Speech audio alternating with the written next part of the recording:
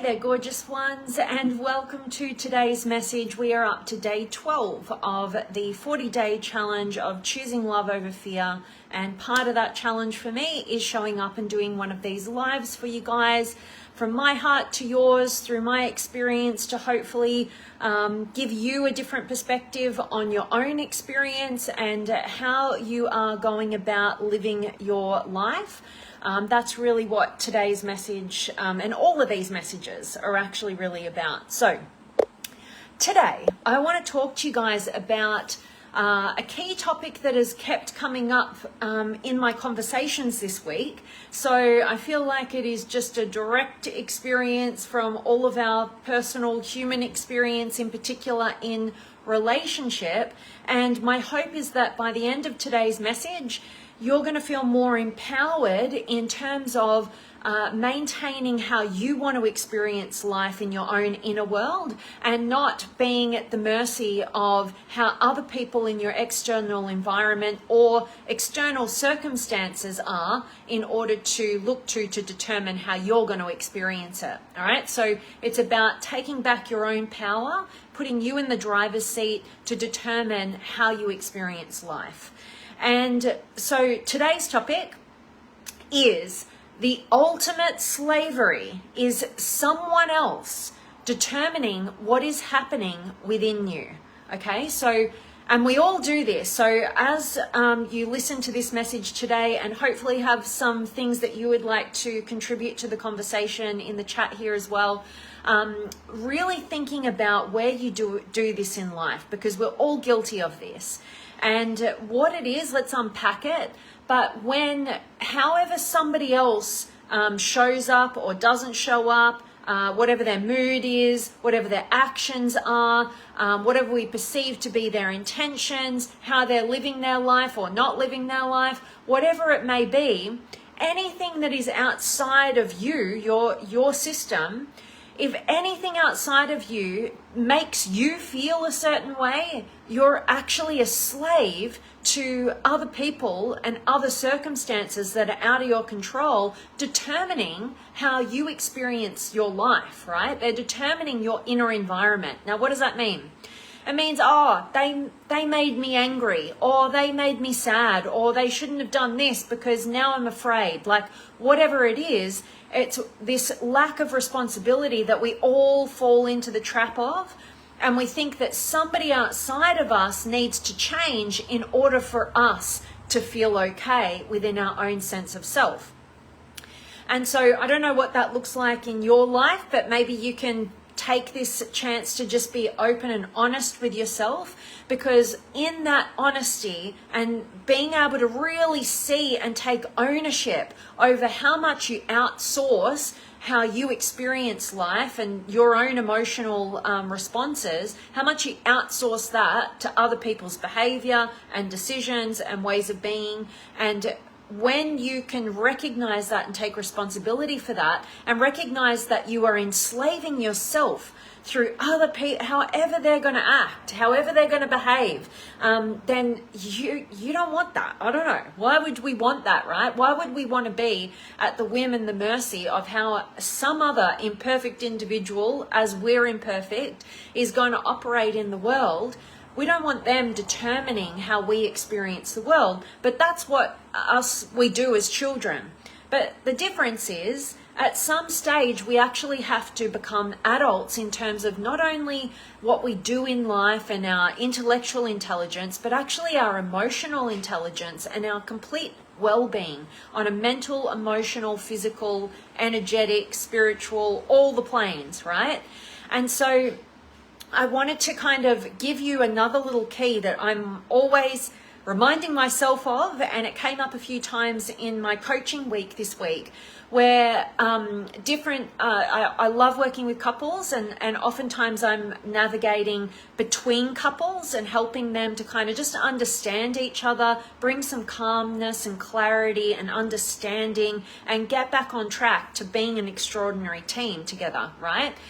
And the same old thing is true, right? If you've ever been in a relationship, you've definitely experienced when, you know, you'd just be okay if they'd just change, right? If they would just do this thing differently, if they would just show up in this way, everything in your life would be magically fixed, right? And we're just butting heads, right? That we're desperately trying to seek for an unmet need to be met through the other person, not realizing that there's some other imperfect individual dealing with their own unmet needs and their lack of clarity within themselves. And we're desperately seeking from this other imperfect individual to fully fulfill us, when we're not even able to do that for ourselves, because we're not clear on exactly what it is that we need, and we're not fulfilling it for ourselves. We're just desperately seeking this other person. And a lot of us, we tend to opt to get into relationship thinking it'll solve all our problems. The truth is, getting into an intimate relationship merely holds up a mirror, right? Once all the infatuation fades off, you're left with a really stark, bright, clear, crystal clear mirror of yourself and your own patterns and your own unmet needs, and in particular, the key areas of development that you missed out on as a child. All right, because we all, no matter how incredible our parents were, no matter how well intentioned, no matter how much they might have bent themselves over backwards just to make sure that we had the best life they could possibly provide for us, every single human being has had a certain set of development kind of stunted or missed in their childhood. And so we don't just get to jump over that developmental stage and magically just become this incredible human being and adult who's got it all together and can meet all their needs and all the rest of it. Our intimate partnership is an environment where that mirror shines up, and it gives us this access point to these really immature parts that just never got the development that they needed. You know, I was working with a beautiful client over this week, and, you know, she was really just needing her partner to really hear her and listen to her and validate, you know, just her experience of reality. Whether it was in alignment with his or not, she just needed that validation. But truth be told, you know, she's coming at it from this really, really emotional place. And basically that is a really key alert to an unmet need within you. You haven't met that for yourself. You're not hearing, listening to yourself, or validating your own experience. And the truth is, for this individual and for all of us, we've all got our key areas that didn't get developed as kids. You know, she didn't have somebody in her life when she was a child who heard her, truly listened to her, and actually really validated, you know, her individual experience, despite whatever somebody else's judgment or perspective on a situation may have been. And so that desperation to have her partner fulfill on that need, and his response to it was the opposite to what she really needed, right? But what actually happens is, in that circumstance, that can feel like, and we've all had that experience where we've got a desperation to have a need met based on, you know, an unmet need within ourselves, and we expect our partner to meet that for us. And if they don't, or they can't, or they go the opposite way, it can feel abusive, right? And so, disclaimer here, there are definitely abusive relationships, and we need to be really wisely discerning about who we've selected as a partner. But in this particular circumstance, this is a marriage that's gone on for a good amount of time, right? Like decades. And they know who each other are, but they haven't yet had this level of development in their communication, right? And so this is the key point that I really want to land for you. So hear me out on this, and maybe write it down for the next time that you're in a dynamic where you've got this desperation to have a need met, and you're just not getting it, right? And you can get to this place of helplessness and over emotionality, or whatever it is, or disconnect, or whatever or planning your escape, whatever it may be. But I want this to land. Now, this is next level for personal development, all right? Like the ideal is They meet all your needs. You don't even know what your needs are. They know what they are. They just meet them and you just, wow, right? But that's a fairy tale, right? Like, you know, there can be circumstances where you can have moments or glimpses of that. But what we want to do, if you're on a personal development journey, and caveat, you know, this person is not, you know, this person at their core, you know, you've seen them maybe behave badly, but you trust their intention. You know, they're not an abusive person. They're not trying to hurt you. They're stuck in their own fears, right? So we have to be able to discern that.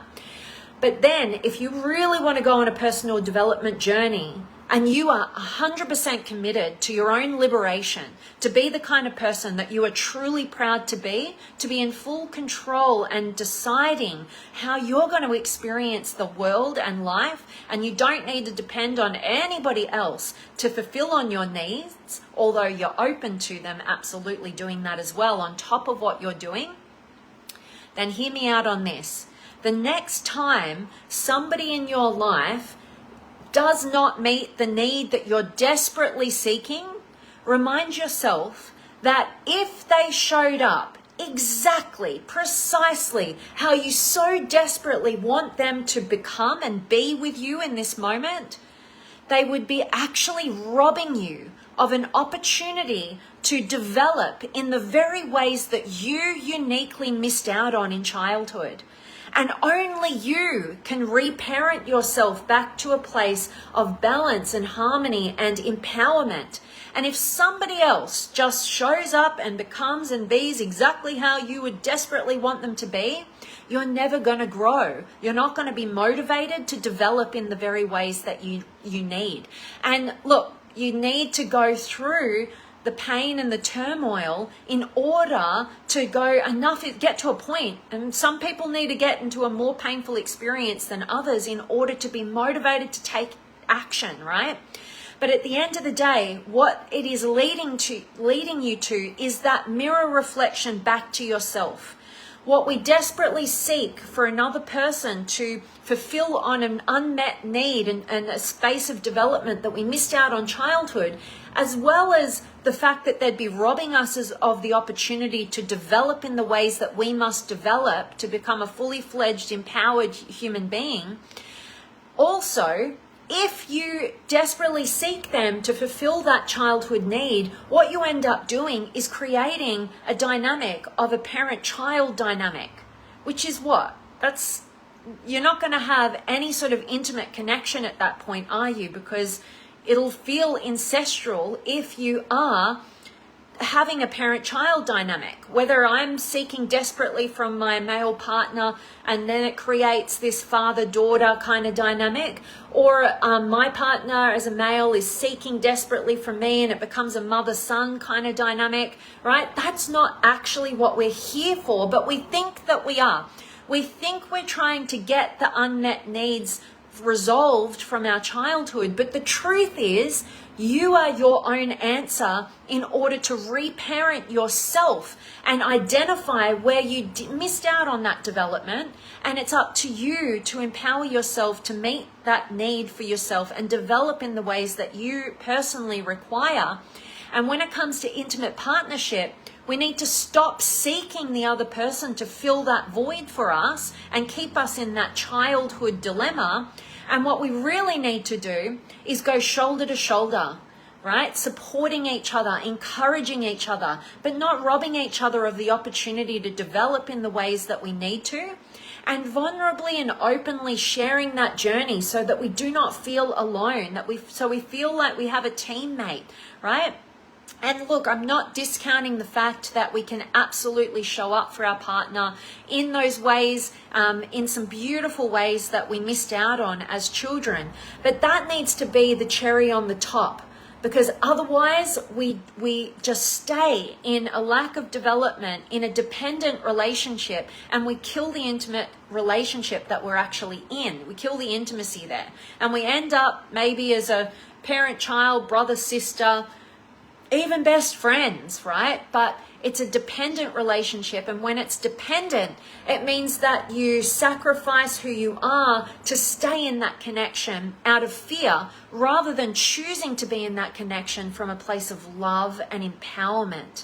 All right, so you guys can grow together, shoulder to shoulder, hand in hand, heart to heart, right? That is the beauty of an empowered relationship where both commit to taking 100% responsibility for who they are, for reparenting themselves, and they are open and courageous enough with one another to share that journey and support and encourage it, because it's a challenging journey. But I know you guys who'd be watching, a video like this, I know you're the kind of people who want to develop yourselves, right? You want to grow, you want to expand, you want to be your best, and you want to be empowered. And you certainly don't want to succumb to the ultimate slavery of having somebody else outside of you determine how you experience yourself and life within. All right, so that is my message for you guys. I really want to check in and see who's been able to join me. So please do drop me a comment. Let me know where you're tuning in from across the globe. Any words of wisdom, any questions, anything that you'd love to share. Or if you want to share this message with somebody that you feel it could empower, I'd be so grateful to get to connect with more of you beautiful souls out there. So let me check in. I have got Aliona and Jacqueline and Simon, awesome, and Shelley and Craig and Khalil and John and a nice message there from Craig. May I say that you are perfect? Oh, you're very, very kind. Thank you so much for your beautiful, kind heart and your words there, Craig. Always appreciate when anybody wants to share love and encouragement to any of us. So much love to you. And I really hope that today's message has served you and supported you and empowered you, and just get you looking at your relationship dynamics. Get out of the drama, get into empowerment, right? And take that full responsibility for what your needs are and identifying what they are. Intimate partnership is just the perfect place to hold that mirror up and realize the underlying places where you missed out on development in childhood. And if you can be with a partner where you can come to a place where you can utilize the intimate partnership as a foundational safe zone to discover those unmet needs, to highlight those areas for development where you might be a lot more childlike or adolescent-like, and really just, accept that on the journey and encourage each other to reparent yourselves shoulder to shoulder. That is such a beautiful experience if you can invite that in. And if you don't have a partner who's on the personal development journey, because I get a lot of this as well, where only one side of the relationship could oftentimes come for coaching and the other person is not interested, right? Even better, because remember what I said. Remember that if somebody else shows up in the exact way that you would ultimately desire and you're desperately seeking, they would be ultimately robbing you of the opportunity to grow and develop in the ways that you most need to. So if you have a partner who cannot meet you there, who's not interested in personal development, that's actually okay. It can absolutely be okay, because you don't need anybody else to be doing it with you. It could be more challenging at times, but also I don't even want to put that on it. All I want to do is just remind you that it's okay if they're not coming with you clearly on the journey. You know what will help support that? You're part of a system. You and your intimate partner are a part of a system. You're a cog in that system, they're a cog in that system. Only one cog in that system needs to change in order for the entire system to change. Okay? If you've got two cogs willing to change, all amazing, right? You're going places fast. But if it's just one, okay, that is the commitment, right? And a beautiful thing often happens when you stop looking at them and trying to change them and telling them what they're doing wrong, and you just focus on taking responsibility for yourself and your own energy and how you're experiencing reality, your mental, emotional, physical, energetic, spiritual worlds. They feel that, right? Whether they can put language or understand what exactly is shifting or changed, that is really a beautiful place. And they're either going to come with you on that journey and be inspired, like, I'll have what she's having, right? or maybe it's not going to be aligned. And look, sometimes relationships end. Sometimes they were aligned for a period of time, but they don't have to be forever, you know? And so we get to choose, all right? And so my message at the heart of all of this is just self-empowerment. Get into alignment, take 100% responsibility for your life and how you experience it, and make some choices to be more and more authentically aligned with who you are and whoever you invite into your world. All right, that really is my message. And last little hellos, and Lucy's in the house, awesome. And thank you, Craig and DB. Hey V, most definitely it has been fast. Love that. Good to see you, my friend. I'm so grateful to have each and every one of you guys here. This is day 12, like I said, so few more videos up my sleeve. You might be getting sick of me, but I've got 40 to do because that's my commitment, and I'm really just grateful for the opportunity to step up. And what I'm doing in these messages is not just putting out a message, like I'm actually practicing embodying love, right? And coming from a really pure place and a really great intention, and it really does come from my heart to yours. I hope you can feel it. And it gives me an opportunity to really talk into what I'm feeling matters most in my life, and I hope that it resonates with you because you're a human like me. All right, and Debbie, exactly, I've been moving very fast with life. Yes, it's been hard at first, but it's been wonderful. I love hearing that, DB. So much love coming your way. You know, sometimes we want to slow down. Sometimes fast is the way. We go through the seasons, we go through the cycles. And, you know, when we go through tough times, we realize how tough we are, right? If everything was easy all the time, you know, we end up creating, if our world around us is too easy, we end up creating internal conflicts, because at the end of the day, it's human nature to solve challenge, to progress. So if you're not filling up your life and your schedule with enough meaningful, challenging sort of things that inspire you, we oftentimes end up driving ourselves crazy with depression and anxiety and all the mind chatter and all the rest of it. So rather than settle and succumb to that, go about it consciously. I love that. And love you too, DB. Yes, it has been years for us. Absolutely has. I'm so grateful to have you always showing up. Like so many of you, that touches my heart so much to know that we've been connected for so many years. So grateful for each and every one of you guys. Go out there and just live authentically, love truly deeply, and contribute whatever is in your heart. Do it with all of your heart. Do it with everything you got. And that is a life well lived. And definitely don't succumb to the slavery of allowing anything in your external world to determine how you're going to show up and experience the world. All right? Be the person that you are proud to be. And it takes some courage, and it definitely takes a whole ton of love. And that's what I'm sending your way. All right. Much love, guys. I'll see you tomorrow.